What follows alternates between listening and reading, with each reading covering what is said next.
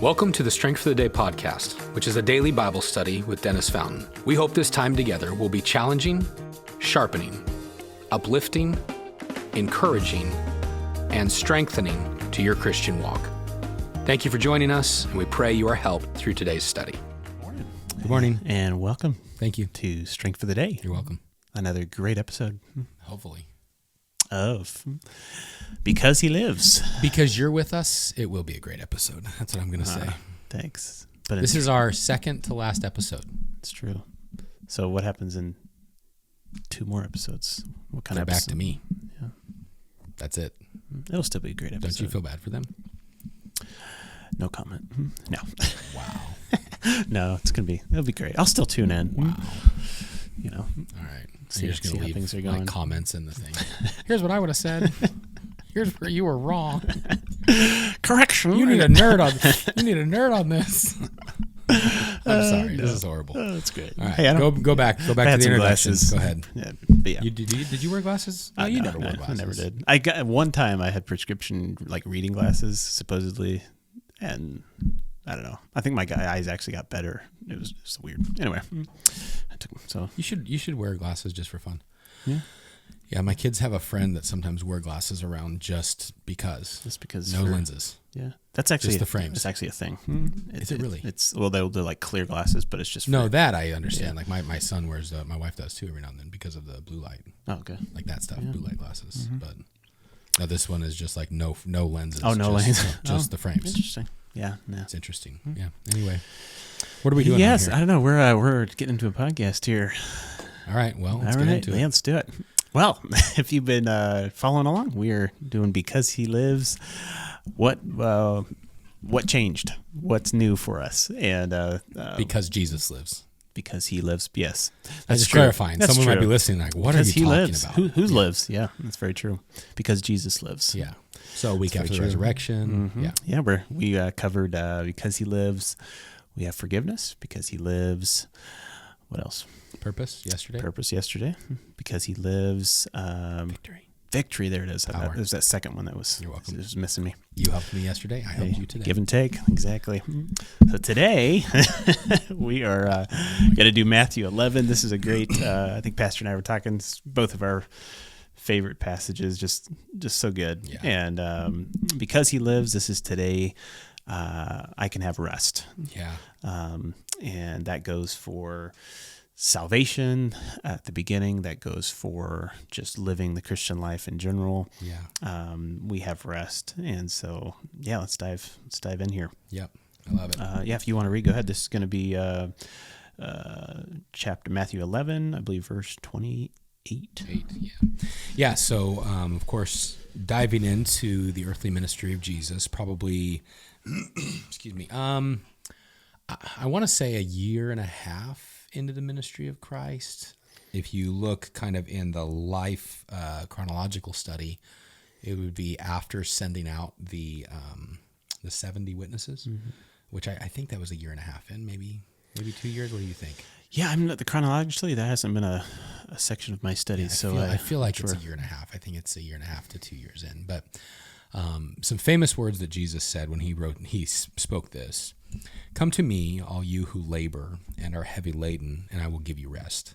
Take my yoke upon you and learn of me, for I am gentle and lowly in heart, and you will find rest for your souls. For my yoke is easy, and my burden is light." This is a powerful passage, and I would say just right off the bat, so number one, there's an invitation, right? Come to me. Mm-hmm. But number two, who the invitation is for, all you who are labor and are heavy laden, and that's everybody. Mm-hmm. And then it says, I will give you rest. Now, here's what we need to know, and we'll talk maybe a little bit more about this, but the first rest that he is talking about is actually the idea of eternal rest. So this is really the salvation call. Mm-hmm. All right. So come to me, receive me, and I will give you an eternal rest. But then he says this: take my yoke upon you and learn of me, because I am gentle and lowly in heart, and you will find rest for your souls. Yeah. It's a second type of rest. Yeah. Well, it's also just like just the way it's worded and just logically speaking. Yeah. how often or time wise does it take to come? Like you come, you just come. That's a decision. Yep. I would just say it's a one time. Yes. You come to something or to someone. But then he says, learn of That's me. a great thought. I've never thought about it that way. Well, but then, I mean, that's very clear. How long does it take to learn? Yeah, a lifetime. Well, a lifetime. Yeah. You can't just come to Jesus and all of a sudden you have learned. Right. You come, the relationship starts. Right.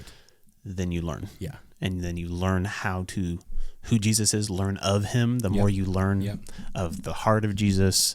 I heard it said, I think it was maybe even Charles Spurgeon, that this verse right here, or it was in that book too, Gentle and Lowly. Gentle and Lowly, yeah. Maybe that's where he referenced it, that this one phrase of Jesus is the one section where God, in the New Testament, where God speaks of what type of heart he has. Yes. And just who he is. Yeah. And, but yeah, it's the coming and then it's the learning. Yeah. So once you do that, so when we receive Christ, we have eternal rest. And that, eternity salvation, which we'll talk about in tomorrow's episode. But there's also something that takes place after we receive Jesus, that he brings this idea, as we learn of him, he brings rest for our souls.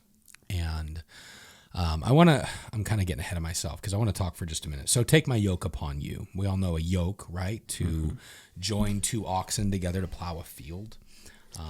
Here's what Jesus basically says: partner with me and learn of me, because I am gentle and lowly in heart.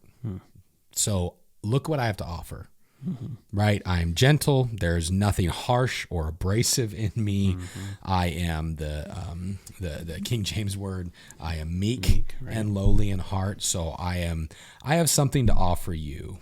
And when you talk about what Jesus offers, that's when you realize what he offers can truly bring rest in the soul. Well, why can he do that? Because his yoke is easy and his burden is light. Trying to think of how I want to go about this. So years ago, I was preaching at a college conference and spoke on this verse. And I talked about the idea of when we partner with Jesus. I got this kid up there and I started giving him all these luggage, like all the luggage, baggage. And I had labeled on the bags, stress and relationship struggles and financial issues. And I started putting that all on him. And, they were just empty bags. But I had everything. Like I had my golf bag. I had every bag I could get. And this kid's up there, he's like 20 years old. He's holding all this stuff. And he's, a tough kid that I'm like, you can handle it. He's up there. He's like, yeah, I got it. And I just let him do that while I was talking for like 3 minutes. He's like, he's starting to shake. And I just said, listen, when you go through life and you're not engaging in the relationship with the Lord, what you're doing is you're saying, God, I can carry all of it. Right? Yeah. But when you engage with the Lord and learn of him, here's what he says: you're partnering with me. Hey, I'll take care of that. I got that. And then eventually I was holding all the stuff. And the kid was standing. I was like, wouldn't you rather go through life that way? Like let the Lord carry your burdens. Yep. That's the idea here. Does that make sense? Oh yeah. And I've always thought that's a great illustration. Yeah. Before I give some challenges or some thoughts, what stands out to you? Yeah. I just think, I think going back to, again, zooming out, because again, we're saying because he lives, because he's alive, we can have rest in our life. Well, maybe just going back to, well, how did he do that? How is it possible that just because Jesus is alive, there's rest there? I think a great picture to just help with whenever I think of the idea of rest actually is just thinking through the gospel story and even the timeline. I think I might have mentioned it last year, but it's just helpful for me. Part of the reason that Jesus, I believe, had to die on Friday is it was the day that Adam was created. It was the sixth day. So in a sense, it's the day of man. And then he had already done this complete work. Jesus had lived this perfect life, and the yoke of the law was on the shoulders of all these people. Yeah. They were doing all this laboring and some, because again, the Pharisees had added all this extra stuff, just making it even more burdensome. But Jesus came and he, we've heard the phrase, he did what we couldn't do. Right. He perfectly lived and fulfilled the law. And then right into the week before he died, he completed the Passover lamb and all the fulfillment there, and then died on Friday on the 6th day of the week. And what was the last thing he cried out, or second to last thing he cried out? It is finished. Well, what is finished? The work. Yeah. I've heard it said this way, someone who's been saved a while, we say all the time, salvation is by faith apart from works. Yeah. And that's true for us. Right. But did you realize that actually salvation was a work? Right. His work. His work. Yeah, on the cross. Yeah. 100%. And so what we realize is it's trusting in the work. It requires a work. Right. Jesus did it. His work. Yeah. Yeah. And he fulfilled it, and then died, said it is finished. And then he was buried right before the Sabbath started. Yeah. And then the Sabbath? This was the Saturday. So Saturday would have started at 6 o'clock, But or what was Sunday. Sabbath made for? Was rest. Well, I'm getting there. Okay. Oh man. Yeah, I know. Sorry. It's a right way to just kill it. No, that's right. Yeah. So then he gets in the tomb right before the Sabbath, and then he rose really, really early Sunday morning. Okay. So when it comes to like focus point and how long Jesus was in the tomb, on what day was the day he was like in it the most? It was the Sabbath. Yeah. Because it was only a little bit on Friday, and then maybe at wee hours of the night Sunday, but he was there the entire time Saturday. And I think for me, it's meant to be a glaring object lesson. Jesus had finished the work, cried it is finished, and then rested in his finished work, and then rose on the first day of the week. So when we look at Jesus and the gospel story there, we don't have to strive. Yeah. We don't have to try to achieve. We don't have to try to earn. Yeah. We don't have to try to be the perfect law keeper, even though we desire to do what's right. But the burden of it is not on, because we're talking about yoke. We're talking about, all this type of stuff. Jesus perfectly fulfilled that, said it is finished, and rested. All we do is trust in the work that Jesus did. Yeah. And we rest, just like that Sabbath day, we rest in what Jesus did for us. Yeah. And when we do that, he gives us rest. Yeah.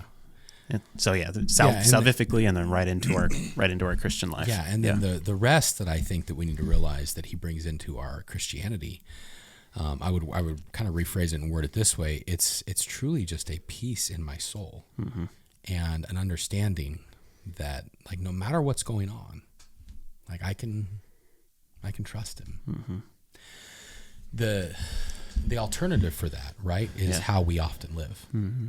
Right? How do we often live? We often live very tumultuously, very stressed, very anxious. Yeah. Now, I will tell you, and I've said this many times, we've done podcasts, full episodes on it. There is something to be said about anxiety and issues that are anxiety induced. Mm-hmm. And there's some real medical issues there. Yeah. But for many of us, it's not a medical issue. Right? I know for me, there's a lot of times when I'm just overly worked up because I'm not learning and seeking the Lord. I'm trying to solve my life and solve problems. Mm-hmm. And the Lord's like, Dennis, like, dude, that's not how I created you. Yeah. Like I didn't die and rise again so that you could frantically try to get through life. Yeah. I did it so you could rest in me. Yeah.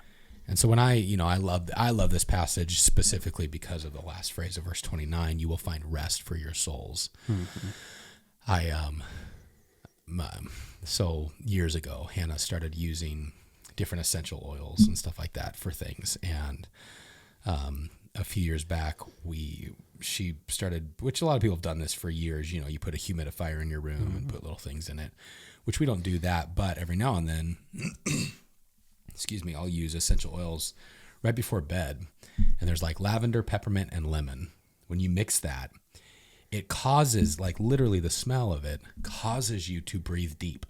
Like no matter what, you smell it, you just go, like it causes that deep breath. Yeah. Well, think about rest in that way.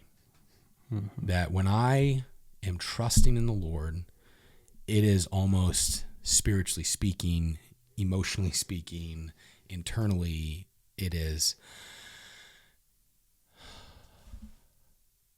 just that deep breath. Like in my mind, that's what that is. Yeah.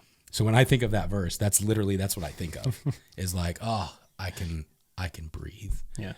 And man, that's the way God wants us to travel through this life. Not carrying the burdens and the turmoil and all the craziness, but realize I'm in Him. What's that mean? I can breathe. I can trust. I have rest. Yeah. So that's so good. Anyway, any closing thoughts? Yeah. No, just if you haven't come, then come to Jesus initially. And if you're struggling and you're not finding rest in your Christian life, well, then it could be that maybe we're lacking in the knowledge of Him. Yes. Because He says one of the main things that He wants His disciples or His followers to do is to learn from me. Yeah. And who is He? I am gentle and lowly in heart. And that's the heart of God. He loves you. He desires to for you to come and learn from Him. And when we do that, we'll find the rest that we maybe didn't even realize we were missing. Yeah. And the result of relationship is rest. Yep. So hope that'd be a help to you. And tomorrow we will wrap up this series as well as wrap up Michael being with us for now in the podcast. So we will wrap up tomorrow with understanding that because He lives, we have hope. And so we'll close with that. So have a great day. See you later.